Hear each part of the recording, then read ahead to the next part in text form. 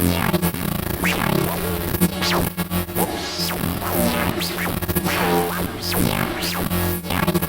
have hip hop now has been marketed straight to kids. You know, it's almost like the labels forgot that 20 years ago, you know, we were 18, now we're 38 and we're knocking on 40. But we like what we liked then. You know, we like something with substance in it, you know. Of course we like our thugged out, you know, Mob Deep, and you know, we love it, you know, but it's all about the lyrics. But now it's like you're considered old school because strictly of your age, not because of your musical talent or your musical prowess, just because strictly on your age. Like Jay-Z is what, 43, 44, whatever? Yeah. He's just one of the best rappers ever, but you hate on him because he's old. He can out-rap any quote-unquote young rapper here. He can rap circles around him, you know, so it shouldn't be about your age more than it should be about the skill, the content, the flow, the delivery, you know what I mean? The cadence, the beats. Like, there's so much to hip-hop, not just the age, you know what I mean? This, to me, makes no sense. I don't think I need to respond to everything, so he nailed that on the head, man. I mean, it is what it is, so hopefully folks are taking notes, man. That's all I can say. You know, the labels play a major part. Like, some years ago, you would have labels that you had A&Rs that would actively go out and search for talent and say, you know what, you've got something. Let me bring you in and let me mold you. Let me create this for you. And, you know, they used to have courses, public speaking courses. So when the artist got in front of a public microphone, he would know, or he or she would know how to speak.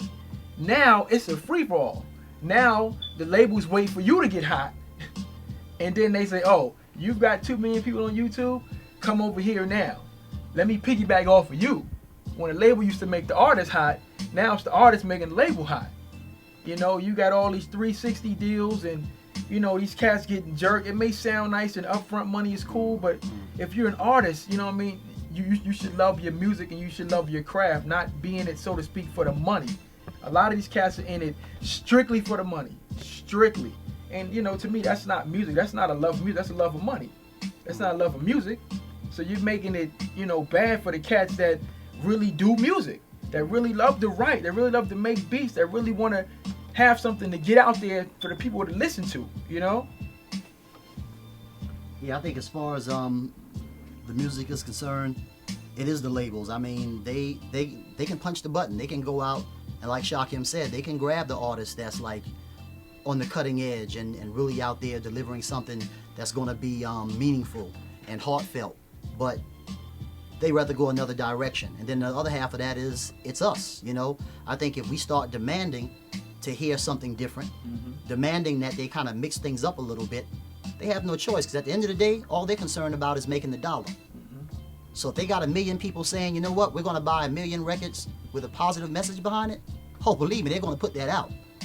But now that we've been conditioned to ask for just anything, or basically give me a banging beat, and I don't care what you're saying on the record, then why should they even set their standards, you know? So it's a double-edged sword, man. Coming up, there was a time when you didn't really hear the word independent in hip-hop. I mean, the whole goal was to sign to a major deal. And that mentality hasn't changed much. You know, I think a lot of cats understand now that I can do just as well on an independent as I can do on a major. But that's a cycle that's really taken some time to evolve, man. So I mean, for me, that's exactly what it was all about. And then it got to a point where I just got comfortable, because I like the way the independent worked. The fact that you could just do it on your schedule. You could work a full-time job doing something else, maybe something creative, but not particularly rap music, and then still do this thing you love and have people that appreciate it. But again, I mean, the cycle has always pushed to say you need to be that major artist. And don't get me wrong, there's a lot of benefits with that. You know, major artist, you drop a song, it can be worldwide overnight. You know, might not happen with an independent. So it's really about what you're looking for. But I think there's highs and lows to both sides of it. You just have to go in the situation knowing what fits for me, and then being able to massage it so it works for you. So I don't knock the majors, just like I wouldn't knock an independent, but really find what's your lane, get in it, and make good choices. At the end of the day, that's what it's all about. Major, independent, good choices. Yeah, I agree. I mean, the majors, you know, the majors, they want whatever's hot. You know, they don't necessarily take the time to cater to a newer artist with maybe a different sound. Okay, Yeah. if you're not sounding like him and he's selling $1 million, we don't need you. We need you to sound just Right. like him. Right. You know, with independent, it's exactly what the word means. You're independent. You're free. You know, in my opinion, you're free to do whatever it is you love to do, whatever you want to do musically, whatever you want to say. Yeah. You know what I mean? You may have a message you want to get out, not the same message as the majors are pushing, because you know honestly most of the majors are pushing the same message, and that message is nothing. Like the message is pretty much, you know, I smoke, I drink, I fight, I got guns, I got hoes, I've been in jail, I've been shot, I've been stabbed. There's nothing positive about any of those terms. Nothing. You know, absolutely nothing.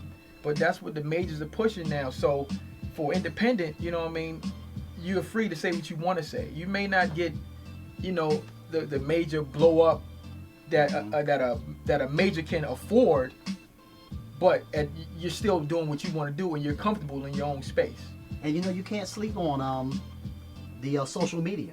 I mean, Yeah. social media changed the game. Yes. You know, so whereas the media, not the media, but whereas the major labels once had a chokehold on the industry, all of a sudden you got all these social media networks, and the guy who's been making beats and rhyming in his basement for the last 10 years, all of a sudden they got a platform now. They got a stage that really no one's policing. I'm sure we can argue over that one, but Right. you can put it out there. You can put it out there, and you can let people come to it.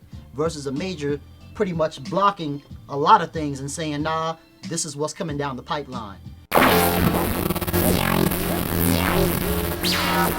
Delta flights overseas overnight, touch London, Batiste call up the Muslim brothers struggling, Sudan to Dublin, the racist hatred's bubbling, dudes is bugging. America ain't no different, the Johns pimping bitches, Republican no rags, just riches.